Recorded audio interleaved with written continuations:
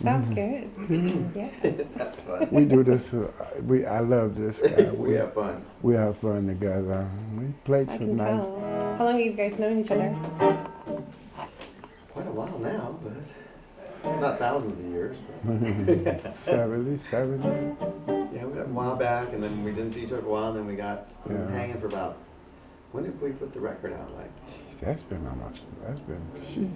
6 years. Or That's so. been 6 years, man. Yeah, yeah. 7 years, I tell you. See, some things I can remember. Funny how time slips away. Yeah. Like that song too.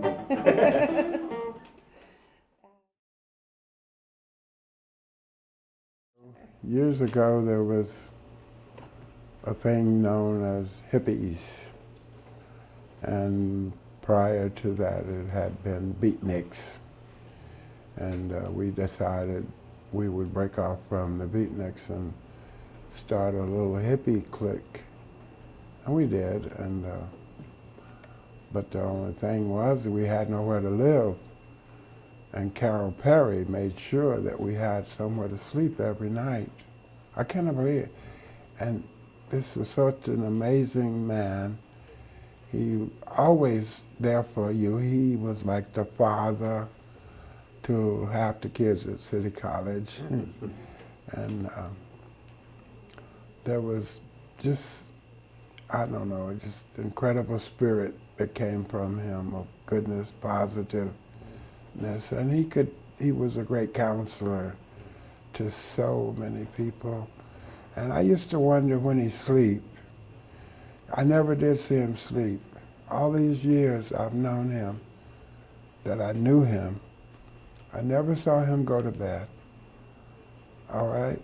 And we all used to, it was about, at one point there was about maybe 18 people in my crew. I had my own little crew, you know. And we had a little house over. Finally, we got a house through this lady, Susan Bender, at the time that her father gave her this house to live in while she go to school. And she was one of the crew. So she goes, well, guess what? I got a house. We don't have to worry about it anymore. We got a place to stay as long as we want. My father hooked me up, you know. So we just, you know, we all went there, and it became like a meeting place where we would all. Prior to that, there had been a little coffee house on Melrose called the Xanadu, which served nothing but coffee, cinnamon tea and hot tea and stuff like that. And it was like a 24-hour place for musicians to go. Not musicians, but artists and study. It was like a little study hall for a lot of kids out of City College that couldn't afford dormitory, a room. And they would sleep there and get up the next day and go to school. And Carroll Peery would make sure with the owner of this club that this is all right, you know. He could talk you into anything. And if you let him, he could talk you into it twice. he was just a great philosopher. He could talk to you about anything, anywhere, anytime. And another thing, none of us never found out how old he was. Because at City College, when we all hung out, he was already older than all of us. You know, it's like, and then he got a job at the Ash Grove, where he managed and made sandwiches in the kitchen there. Great big thick sandwiches that was, and if you got one of them, you could cut it up in 4 pieces and feed a crew, you know. But Carroll would always come through for us in any way we needed, whatever we needed. him, and then Susan Bender, like I said, she came in and just really blessed us with a place to stay. And she had a car. So there you go. We had a transportation and all that. Then we used to have these parties at the house. It was in Silver Lake. And we had a party every weekend not because we wanted to. There were just all these other people that had nowhere to go. So every weekend they would get dressed like they're going to a club or a ballroom or something. They would get dressed and come to our house for the weekend. And we would buy those big gallon jugs of Red Mountain wine. And it was like, Highfalutin. it wasn't even, it was so cheap it didn't even cost $1. But it was enough for everybody. Money went a long way. Yeah, well, we're talking, the early 60s. Is Susan Carroll's mom, who we saw at the party the other day? That's her stepmom. Oh, okay, yeah, okay. Yeah, this is David Aguilar, my friend, and You've been having a good time. and my Unless there's bodyguard. you're more than that. No, I know, You're I'm my teasing. accompanist. There you go. And We've had some anyway, great times together. anyway, Your soul guard. Yeah. we would have these long weekend parties, and we would take up a collection and buy a pound of hamburger meat and make a big pot of spaghetti, big, huge, one of those big ones of spaghetti, and feed everybody. It was just, it was the way of life in that time, And everybody we just really had a great time. And then my brother Joe and I were busy at the coffee house scene. We would play at these little coffee houses. And then my brother Willie joined us, and my brother George, and that's how and where the Chambers Brothers reorganized as a folk group as opposed to gospel, because we had been asked to leave the church because they didn't like the way we dressed. And that's something you had to have so we thought, okay, we're from Mississippi, dude. And in Mississippi, we wore no shoes to church. We wore overalls, and whatever shirt you could get underneath it was fine. So we weren't pleased with their attitude at the church scene. So we left as willingly as they did invite us to. And we met Ed Pearl at the Ash Grove, and Lightning Hopkins was playing there. And Carroll Peery at the time was doing the kitchen. So the Chambers Brothers with Lightning Sam Hopkins at the Ash Grove, man, that was something. And we still got the check, the first check that he paid us for the whole week. The check was like $125, something like that, for 4 guys, 2 shows a night, for a week. That's not very much. Today's standards. Yeah. That was then, But at that house like I said, we had a party every weekend. And people, Howard Axton would show up. Joan Baez sometimes would show up. Once, I think. Pete Seeger came. So a lot of the folk music. The folk scene, yeah. And this was also before the big gathering of the folk scene, And people like Owsley used to come there and sit in the corner and doodle, putting his chemistry together for the, the big clear light acid. Whoa. The maestro was there too, right? Yeah. Taj was there during that time. a little bit? No, he never came to my house. Oh, really? Huh?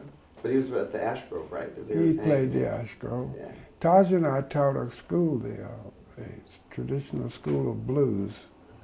Well, I taught harmonica, and he taught all strings, and he could play the harmonica pretty good too, real good. But then, in the midst of all of this, Carroll Peery was in and out of all of these scenes as a monitor to make sure if he caught something wrong, he immediately stopped it. He would just talk to you, and he never had to talk to me about things wrong. But if somebody came around that didn't fit, he let them know, you know. And this is how you have to conduct yourself to hang out with these people.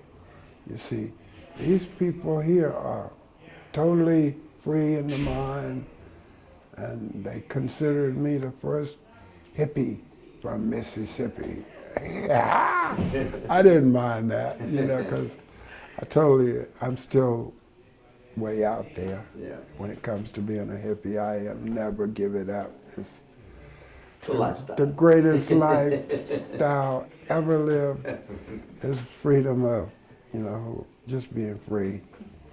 And a lot of people should be free. And a lot of people are not. And a lot of people think they are. But, so Carroll was just, overall, he was like he was like the godfather. And man, I never seen anybody like him. I never met anybody like him. And a lot of me and what I am today is Carroll Peery. The goodness in me, the honesty in me, the this positiveness, you know. I never seen I never heard never heard anything negative come from this man. Never, ever, ever. And that's something to say for somebody that you walk the streets with and look for, we gonna sleep tonight, you know. And he would always say, well, I have a friend that's, And some of the houses that he used to get for us to house sit like if people went to Vegas or wherever they would go for the weekend. Somehow or another he could talk them people into letting us come for the weekend to stay at that house. And the neighbors they would be out just, who are these guys? What is going on, you know? But I remember once they called the police on me for playing Coltrane too loud. And they said he's playing that weird, crazy music. It sounds like so they called the police. And the police came over and said, what are you doing? Why are the neighbors upset? I said, I don't know. I didn't know they were calling you. They go, well, they claim they're hearing some strange noises coming from over here. I said, oh, it's the music. He goes, well, you got to turn it down because they're going crazy. They think you're having some kind of, what do you call it, a seance and stuff, you know? Mm-hmm. I said, no, man, we just a bunch of hippies hanging out, you know? And during that whole time, we always smoked. We never got stopped. We never got bothered by the police. And if the police ever came around, Carroll Peery could handle it. He could always handle anything. And the police would leave, like, okay, you make sure. Yes, sir. And that's the guy. He was like that. He could do that. Cool.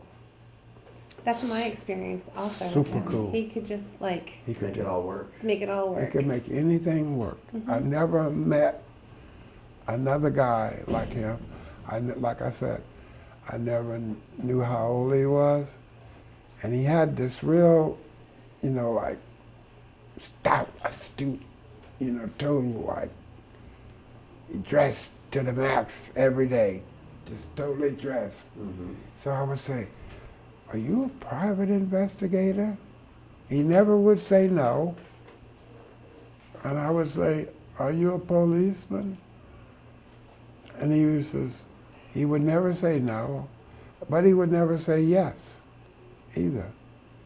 He would always, at that point, he would always change the cigarette secretly, our conversation.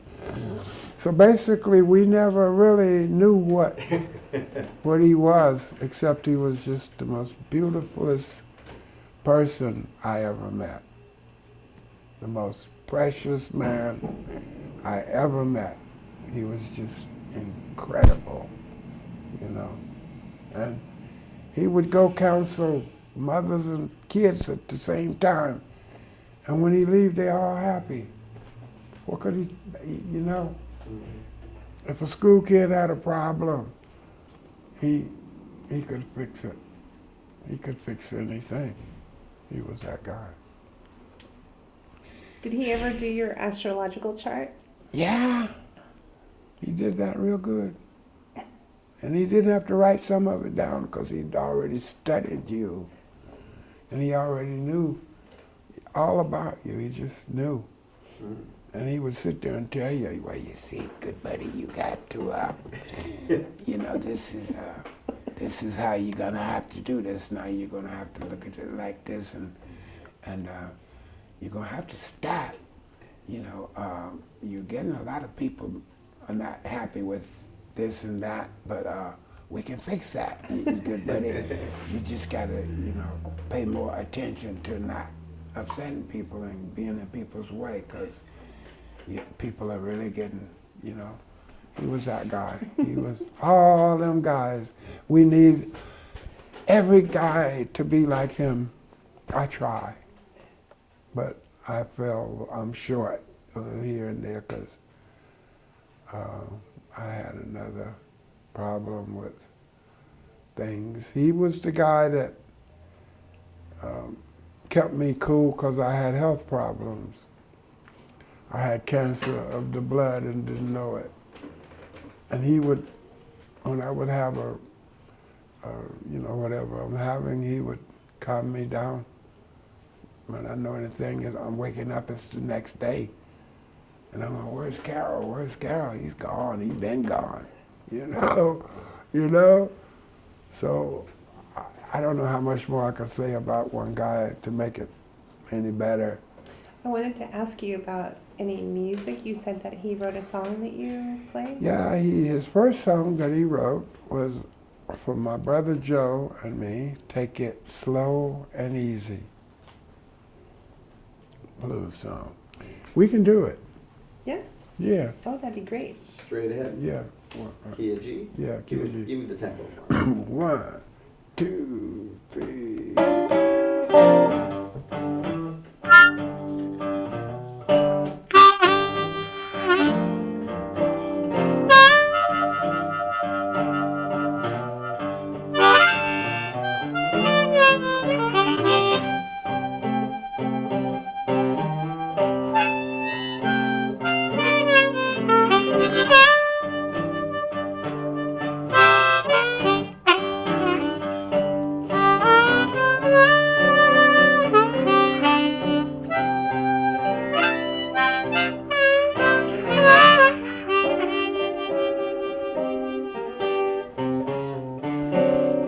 Take it slow, slow and easy. I got a long way to slide. Take it slow and easy. I got a long way to slide. So slow and easy, it's grooving time.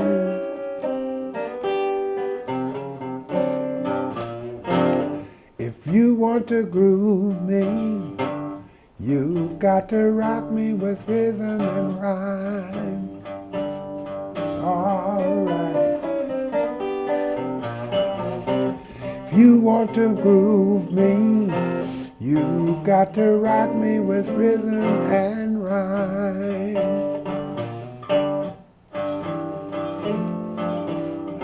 So slow and easy, Lord, it's grooving time. Yeah.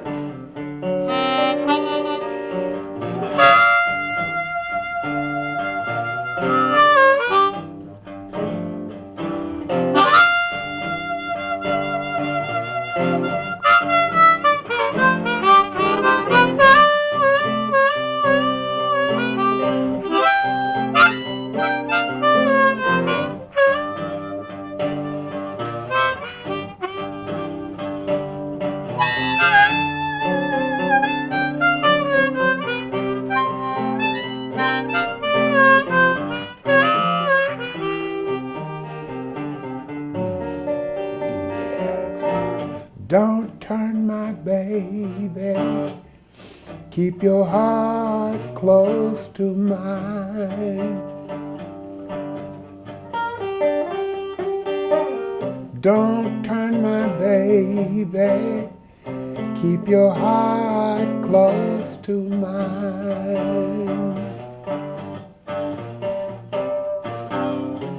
So close to me, baby, oh, it's grooving time.